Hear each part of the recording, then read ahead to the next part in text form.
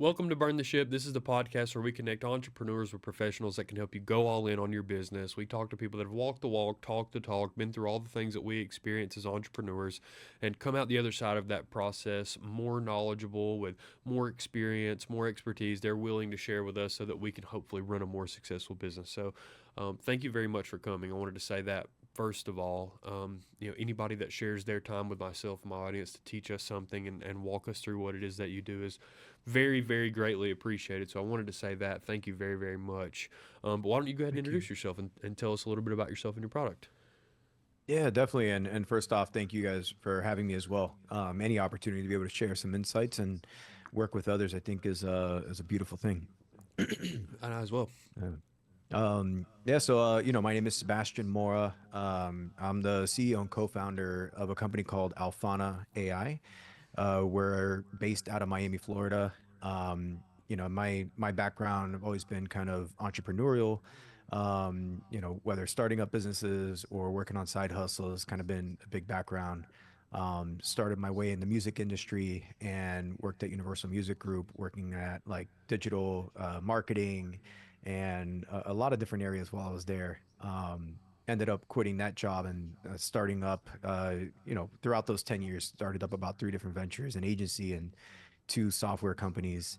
And, ended up exiting those companies after we sold, we took some time off. I got back with my co-founder to start up a new company, and that's kind of where we are today.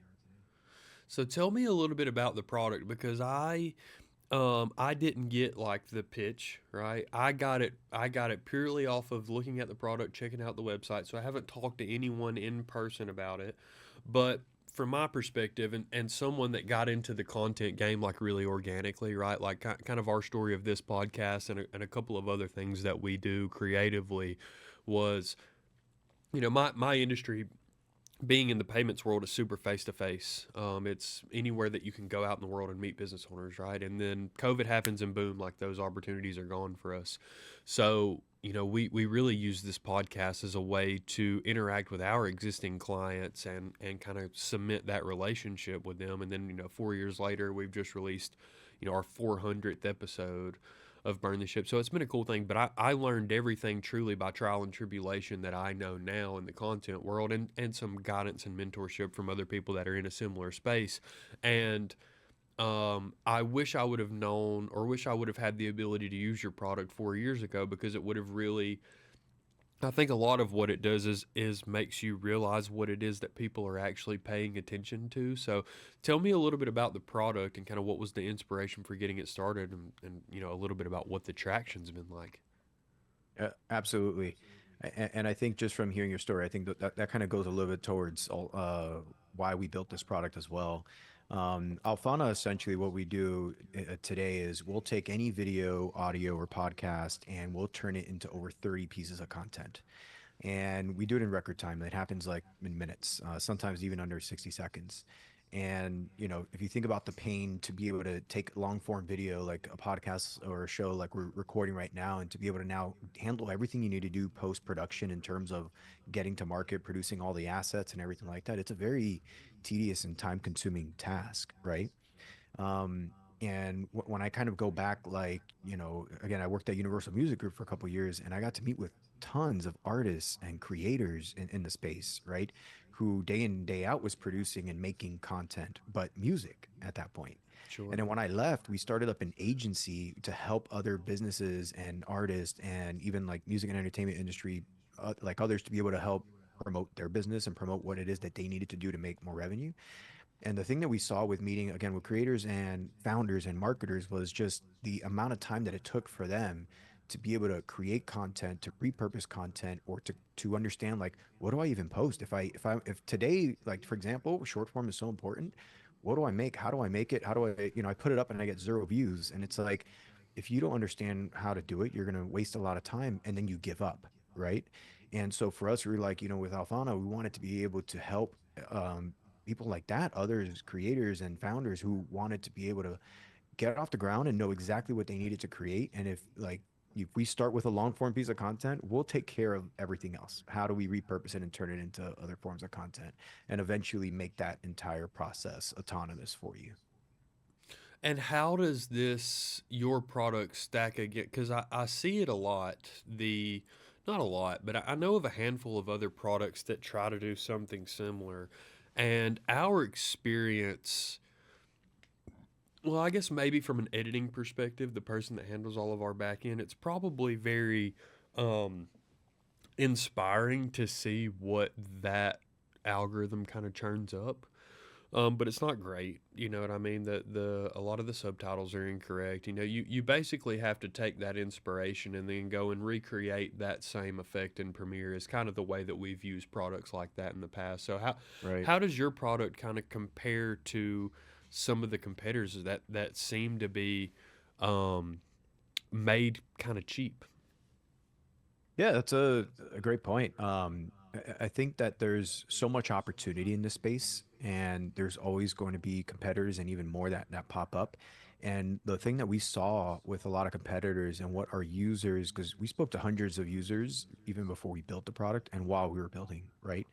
And the thing that we saw were similar to what you were saying. It's like some of it was for inspiration, or some of it just really wasn't that good, or they wasted a lot more time using them than actually getting any value out of it.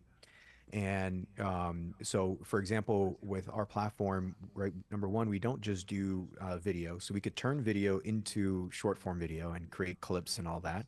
But we also produce a bunch of other content that you need for other platforms, like your newsletter, your blog, your LinkedIn, Twitter, which is a lot more text content, or taking like a long form video and generating your titles, your descriptions, your metadata, SEO keywords, right? All the different things that you need in order to be able to market it. And we were like, we need to take all these pieces together and put it together in one place. And where a lot of people go wrong is that they make it so uh, opinionated to what they have, and it's just purely what AI says and how the tone is. Where our users and our customers, what they love about using a product like ours is that we made it extremely flexible, because you could actually tailor every part of the workflow. So if you are like, hey, these are like the 12 things that I do every single time, boom, you could build that with an AI card system that we built. That's almost like drag and drop, like a website builder almost, but obviously not building a website, of all the content cards that of the content that you want to create.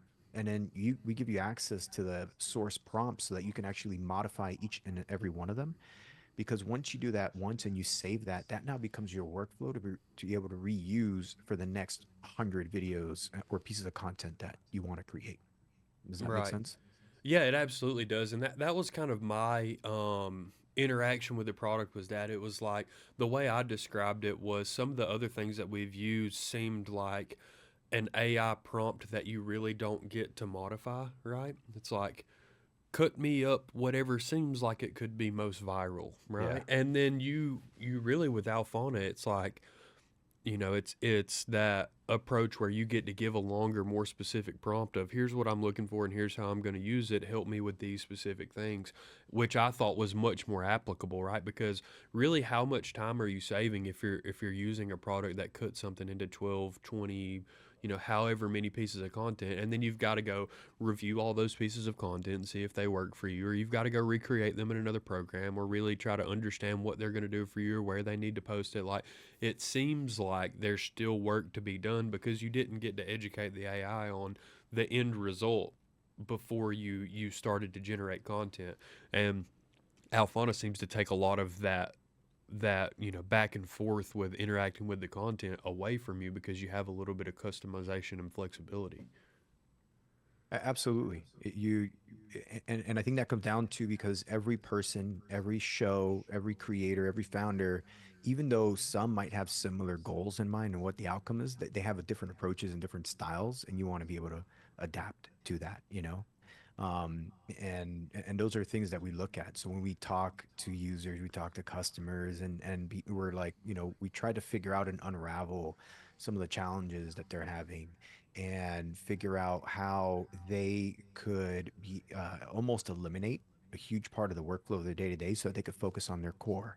And when I say focus on their core, if you think about it, it's like, if somebody puts together a podcast show, if they've got a business and it's to help support that business because they're trying to put out content and interact with their customers, the podcast usually isn't the number one thing. They've got 50 other priorities for the company they need to do, but they love talking to their customers and they love having a show, and they need it in order to support their business. So if you could automate that process so they can go focus on the other core parts of the business, that's one thing. Or the same for like an artist or a creator or even a founder. It's like, founders build products and they work with their team to do that. But going to market and marketing and video and short form and all of that, like most of them are not, it's not native to them. So it's like, let's let them focus on what they do and allow this to create the rest, right? And that's kind of the approach, that I think even for others, if you run a business or whether you're a startup or any industry, right? Brick and mortar, it doesn't matter. Is you got to figure out in the end what you're helping your customer achieve. What is the outcome that they're looking for versus like the specific task at hand. And that way, when you deliver either a product or a service, it's something that you could really provide the value for them in the long run, and not just a short form, short like term gain for a customer or revenue. Yeah, for sure. I mean, it's like I mean, you could be, supplementing a full time employee with the amount of time that it saves waiting through that content, right? Because you're not doing yourself any justice by not doing the short form stuff if you're putting out long form stuff, and you want to spend as much time in that creative space as you can so that you can generate the max amount of applicable content to your brand, right? So we're talking about um, time that has a very, very real monetary value versus um, you having to split your mind 8 different ways and handle all these different things, because they are very, very important to your growth. But tell me a little bit about getting the product built, right? Did you have to go and seek out funding? Like what? And I know that funding world has been a little different over the last 4 years. So what is it like to have this technology product in mind, and what is the execution like for getting something like that built and taken to market? So, when it's a great thing. So one, we're pretty much bootstrapped. My co-founder and I invested in the beginning of the company last year to start building and start putting it together. That's how we started. And maybe I would say about 2 or 3 months ago, two angel investors, more because we had good relationship. They were really excited about the project. We're like, go ahead, pitch in. It was good to have that kind of support. But for the most part, we're bootstrapping. And so that means that you need to do a lot more, but with less, right? And which I think most businesses know how it is. But even during that time, I keep a lot of good relationships with a lot of investors and VCs who've shown interest over the last year. But one thing that I think a lot of companies make the mistake on is get distracted at fundraising and not working on, to solve the problem for your customer and building the business. And so for us, it's like, look, we didn't want to go out and raise and really go through that entire process, because that is a solid at least 3 to 6 months of your time in going out and meeting just to raise money for the company, which we will and figure out how we do that later. But we wanted to make sure we got the core business down. And so putting that together, my co-founder's, her background, even running an agency, was leading a team of designers. She studied architecture way back when. And, from a product brand, UX, UI perspective, she helped to really own and put together kind of what Alfana, the experience that it is today, right? We've been building off of that. And that was probably like a big first step, was like conceptually, like after figuring out what we needed and starting putting together like ideas, talking to customers, understanding their workflows, integrating that into kind of the scope and what we're doing.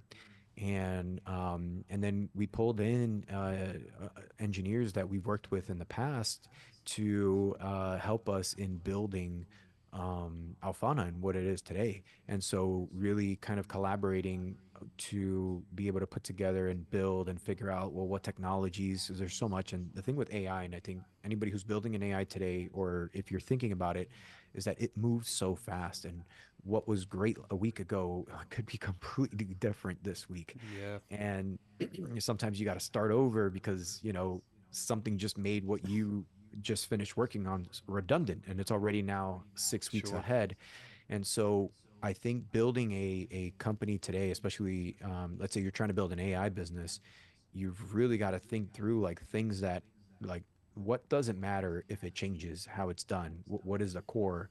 Because you want to be really cautious on what it is you're implementing so that you're not out of date, by next week when you roll out something that you're working on, because of how quickly the industry is moving. And I think a lot of people saw that where they just built like a ChatGPT wrapper where literally it's just chat, but now you can have teams, or I'm just making up an Yeah, example.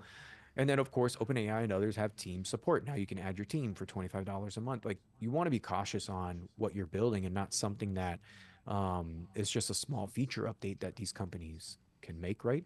And so those are things that we also had to think through. It's like, look, we're not just trying to build a wrapper. There's so many features in AI that potentially we don't have in our product, but there's stuff in our product that a lot of AIs don't have, and it's not in their best interest to have it, maybe not for years from now, right? Because you could already kind of see the trends of where things are going. And so you want to make sure that you're building stuff that provides a good, like, I would say a vertical use, right? So like we're sure. very verticalized in uh, like video, music, audio creators who are putting out content. Whether you're a founder, a marketer, an artist, like, you do video, you need to put out Yeah. content, or you need It's to create pinpointing a marketing very content. specific problem so that you can apply your product to that specific problem. And like whatever the shape of the thing you're doing is whatever the shape of you're doing. But if you have this problem because you're putting out content, this is the thing that we solve, which is, I think, it's really the only viable way to go about a technology solution, right? Like it has to be so um, at its core rooted in the problem that it solves for a very specific subset of people that it's almost difficult to build. It's almost difficult to build technology with a very, very wide use case, right? Like the more specific, the better, because the more feedback you're going to be able to get from your customers, the more you're going to be able to apply that to other areas. But we talked a little bit about the user experience. We talked a little bit about pinpointing that specific use case and applying your energy toward attacking that one problem that your customers experience. But as you're starting this whole process, right? What is that one thing that you're going to your team and or even if it's just yourself and you're like, okay, we have to do this one thing particularly well versus our competitors or other people that are building software in this space. Like, what is that first thing that you're like, okay, here is the one thing that we have to focus on early on so that we can get some sort of adaptability or market share or whatever that may be. Like, what is that one core thing that you're so focused on at the beginning that you're like, okay, we have to do this specific thing very well? Yeah, I think up front when we looked at it, there was a few things and it was hard to pinpoint it. But the one that really stood out was the concept of these AI cards, where again they're like these cards, these blocks that you can add to a page, and you can configure that page and then save it because that ends up becoming your workflow. And the whole point of it was that it had to be visual, so you actually get to see what it is that you're creating. So when you see the different cards, you see the content versus it saying like, oh, this is LinkedIn post, and then you don't really get a preview of what a LinkedIn post would look like. And there's thousands of variations of LinkedIn posts, and a lot of them are crap, which means it's Yeah. not going to do well for your business. So being able to kind of see these content cards and be able to drag and drop them on a page and create that was something that we did early on that I think a lot of companies would skip the idea of making it this customizable because it takes a lot more effort, right? I could have easily done with our team and put out a chat like interface to create marketing content and just select from a drop down and you're just conversating back and forth with the chat. But that doesn't change your workflow with you using something like a ChatGPT or Claude, and it doesn't execute multiple things at once. And like I could go through a laundry list of things that you wouldn't be able to that are you customers today they're buying because of that reason. And I think that was one of the focus things was just the flexibility that we put into allowing you to do all of those things. Yeah, creating kind of this adaptable solution, right? Like, I guess it kind of goes back to that specificity thing that we were talking about where people are going to have different problems in different industries, but we look at this very this one specific pain point that lies in a bunch of different areas, a bunch of different verticals, and a bunch of different industries. But how can we solve this problem in a way that's a little bit different for everyone? And again, like if I'm speaking to the audience here and you're interested in building a technology business, all your customers aren't going to be the same, right? Like I think we would love for all of our customers to fit the same bill, right? Like, and everyone has a different roadmap of like what success is to them, whether it's 1,000 users or 100,000 or 1,000,000. But there's going to be some variability within the people that are buying your product, and there's going to be some variability within the challenges that they face. But um, it's easy. We call it the features and benefits hurricane, right? So Yeah. it's easy to like grab a couple of customers and them say, "Hey, I want to do this thing in your product," and then you're like, "Okay, well, let's go talk to our developers and build this feature, this benefit, right?" And then you talk to a couple of different ones. Oh, let's build this, right? So I think if you begin with kind of the end in mind, like you were talking about, and you're like, I want our product to be able to adapt to these different use cases so people can use it in a different way. It's a good way to avoid that perennial development of features and benefits because you started out by thinking, hey, these are probably the top 20 most frequent use cases for people using our product, and how can we stay specific to the problem but make it wide enough to where all these people have some sort of application that they can do that. And there's a lot of products that have done that very, very well. I talk about Calendly a lot because Calendly was built and developed about 30 minutes up the road from me in Atlanta. And um, it solves this one thing of like, I just want to be able to send this link so that people can grab some time on my calendar, right? But think about all of the different use cases that people are using it. There are people like me that are using it to set appointments or set up podcasts or set up interviews, or there's just hundreds and hundreds of different uses for people being able to grab time on your calendar. Your product, I think, is very similar. There's hundreds and hundreds of different use cases why people would need to AI generate content that has already been developed in a long form, right? And you talked a little bit about music. I don't think people think about that very, very much at all. But how many times have you seen this 30-second or this 60-second clip of the song and you're like, oh, I've got to go download the song right now, right? So like the Yeah. way that your brain works changes, and you need to be able to adapt with the way that people are consuming that information as quickly as they are, which is really, really unique. I think you guys have done a wonderful job, really, to give you your flowers for a second. The product's really easy to use, and it's really adaptable, and it makes you feel like the product was built for specifically for you, no matter what real industry or reason that you're generating content. It really looks like a product that was kind of developed with the end in mind. So I can appreciate that from someone who's worked with technology companies from a payments perspective for a long time. I think that you guys are going to do really, really well. How long has this whole journey been, by the way? We started about a year ago. Oh, wow. I can't say that it's been fully for an entire year. But there's definitely been kind of on and off adjustments and then pauses for research and kind of figuring out like how we're doing it. But between building, planning, and kind of ideating, it's about a year. But we launched publicly only about 3 weeks ago, Oh, wow. and yeah. So before that, I mean, we've probably had about a little over 200 users come in at different stages to try and test a product, but we did a public launch 3 weeks ago and over 1,000 users already like diving into the platform, using it active. We're constantly talking to customers. Like Sure. it's been a incredible ride, I would say so far. Hey, you Yeah. you guys, I'm gonna be the first, probably not the first person to say it, but you guys are gonna be super paid, right? Like the amount of just the amount of data that you aggregate from being able to understand why people are using what they use, right? It gives you it's like you're sailing a boat in the ocean and you have the best map ever. You know what I mean? Like you have all of this data that's flowing in from the users that are paying to use your product and letting you know, here's what I love about it, here's what I wish was on the roadmap, what can we do next? And you keep applying, keep applying your own knowledge of your industry and your own knowledge of your product until that you get to a place where you're really, really happy with it. And I applaud you guys for holding off as long as you did, taking that year to really understand what people are experiencing so that you can deliver something that feels like a complete product 3 weeks ago. Like it's a really, really cool story. What has been most difficult, right? Like what has been the hurdles or the setbacks that you experienced, both from just running a company that is technology based, and then specifically for you guys, like what are some of the things that you've overcome along the way?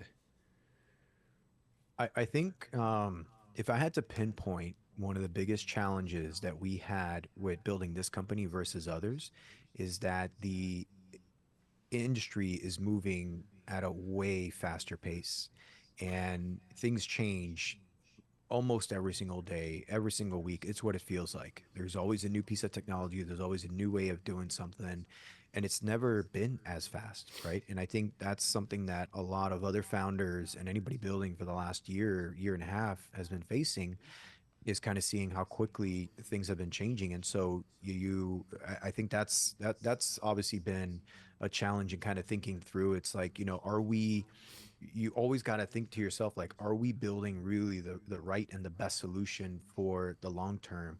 Are we in the right direction? Or is this, is next month, this is going to all of a sudden be completely outdated? And it's always at the top of mind, where there's always, like in any company, there's always an opportunity, not an opportunity, but there's always a chance of failure. The failure rates can be pretty high. And, I don't want to fail. We don't fail. We push through, and you got to do what it is. So I think that's kind of put our mindset of, like, you've always got to really be on top of things. You got to understand what's going on with AI, with content, with marketing, with creators, with founders. Like, if you think about all the avenues of things that we're trying to solve to put together, you have to truly understand it. And I think just being able to keep up and stay ahead, I think, is the biggest challenge. I'll tell you, I enjoy that part, because it's one of those things that just keeps you on your feet to make sure that you keep going. But I would say that's probably one of the biggest challenges, especially, in recent year and a half, of how the industry's been going. Yeah, I mean you're in the like that from a technology perspective, you're using the thing that changes the most, and then from a business perspective, you're interacting with the people that are in industries that is never the same 2 days in a row. You know what I mean? So trying to keep up with the speed of things, I can understand being an obstacle too, which is it's so interesting that you're like, hey, we know how hard it is to keep up with all of those things. That's really the most applicable use case for our product, right? Like trying to understand, um, like here's a good way that I can put it, right? Like I love the AMP guys, Duke Dennis, Casanat, all those guys, right? Because they really have an understanding of content that is a lot deeper than what you see from face value of interacting with their content. But I saw an interview with Duke Dennis where he was like, "Hey, I could get my channel from 0 followers to where I'm at right now in 90 days if I had to restart, because I would focus on." I know how to generate content. Like I know how to generate short form content, and I know how to create commentary on things that are really, really viral, right? So for the people that are listening, there are people that know the playbook to creating viral content, right? There are people that understand the science of those things, and quite frankly, if you're listening, it would probably take you years and years of trial and error to live in a vacuum and try to figure out that same science. And by then, it's probably changed, right? So for people like me, people like you, probably the people that are listening, it's not worth it to you to understand that science. It's worth it to you to lean on a piece of technology that's kind of understanding that science and taking that language that you don't really understand and creating something that is helping you bridge that gap as up to date as possible. Right. That's really where I see the value in something like Alphona, is because I really don't want to know the science behind creating content that works on the internet, right? Because what do I enjoy doing?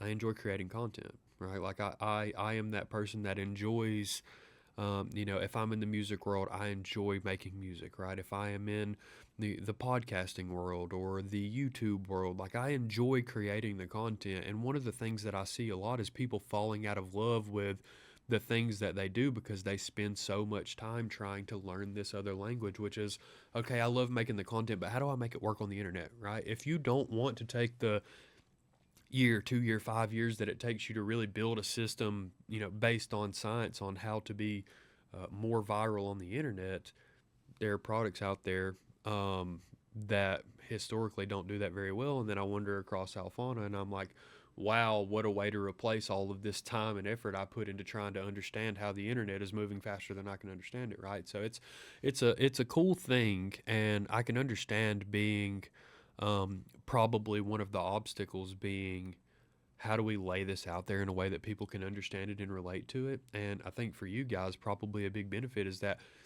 people just like me woke up during COVID and realized, wow, we probably should have been on the internet 5 years ago. You know what I mean? We probably should have jumped on this train a little bit earlier.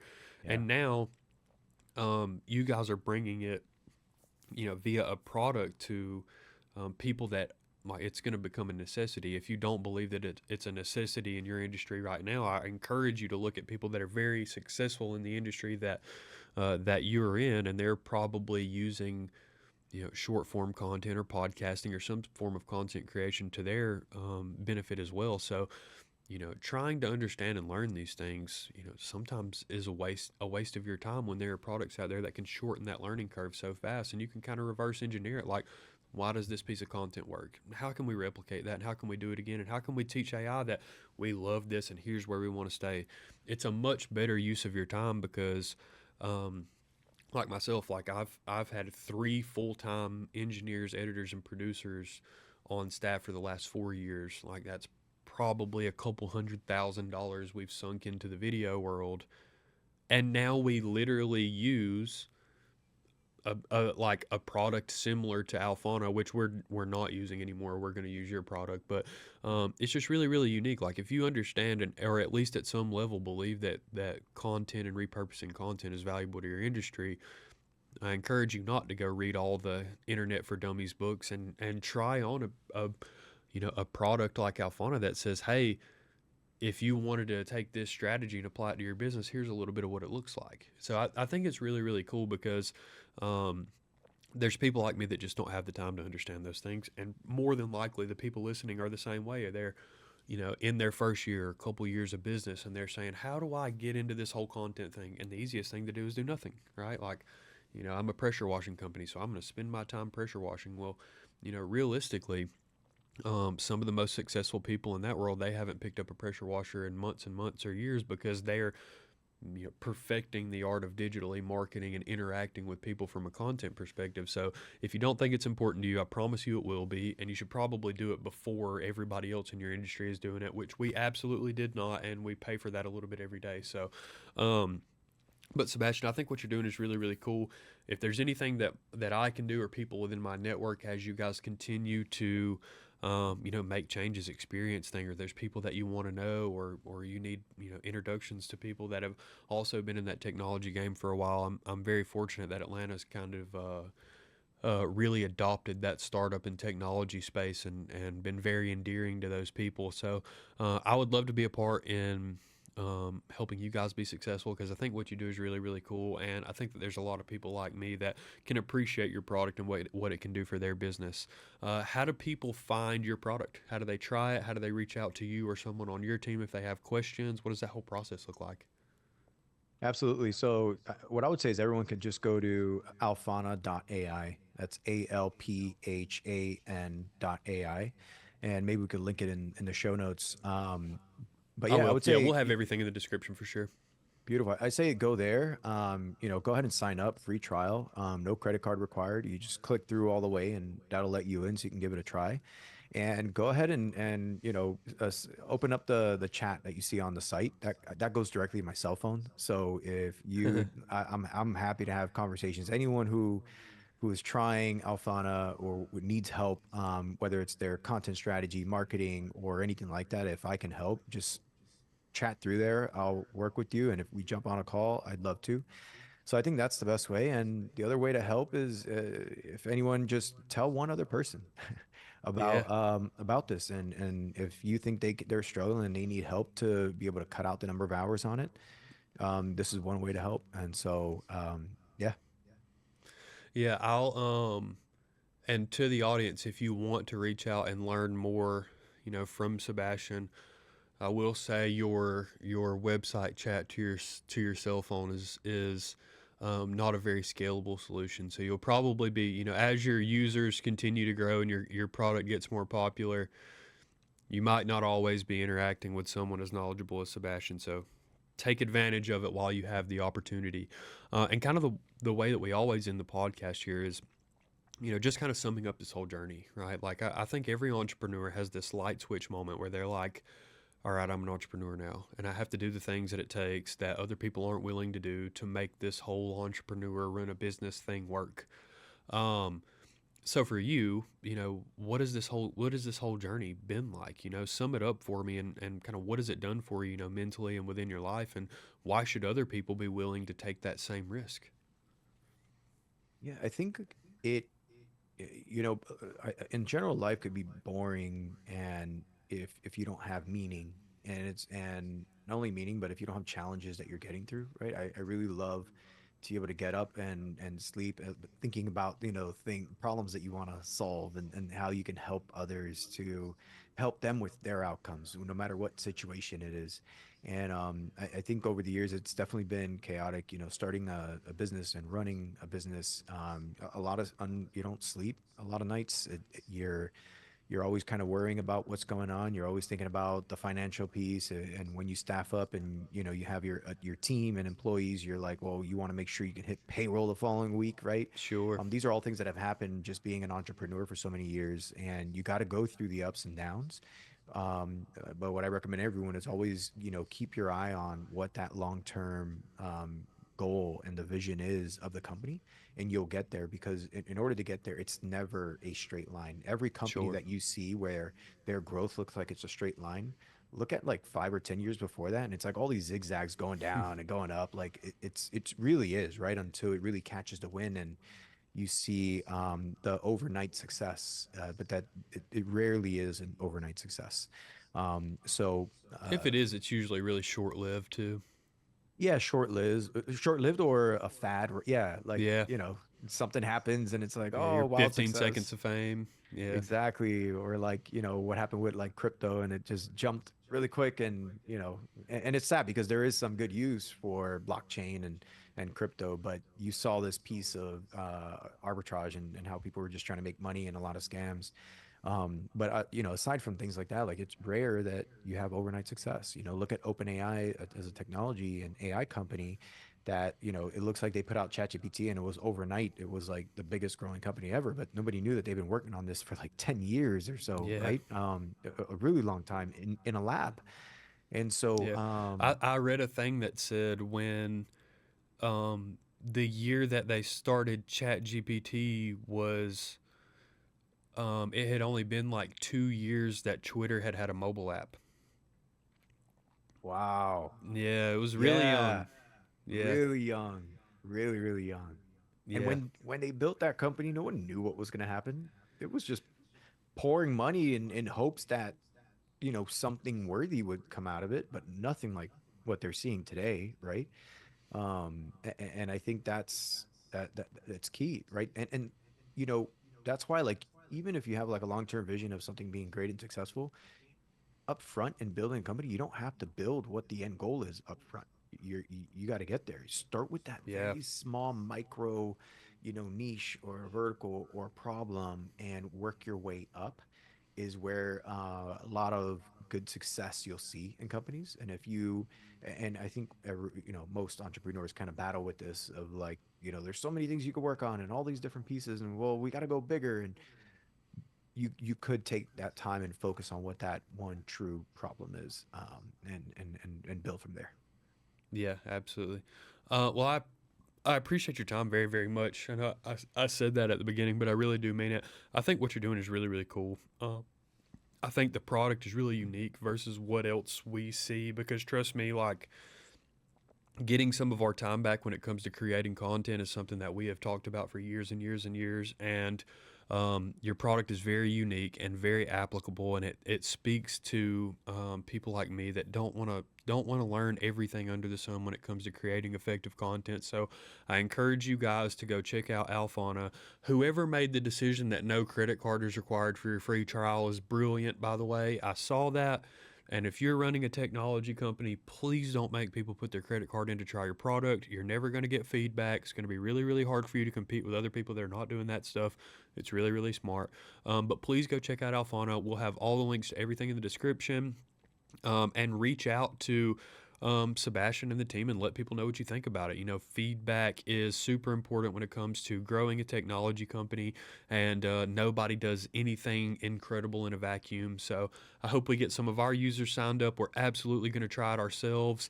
And if there's anything that we can do for you, whether it's from myself or my network, we know, like I said, we know a lot of people in pretty much every stage of the startup and technology world. So please let us know if there's anything that we can do for you guys.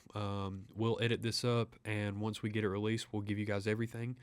And please, just let me know if I can help you. But I really do appreciate your time. It means a lot. Absolutely. Thank you so much. Appreciate it.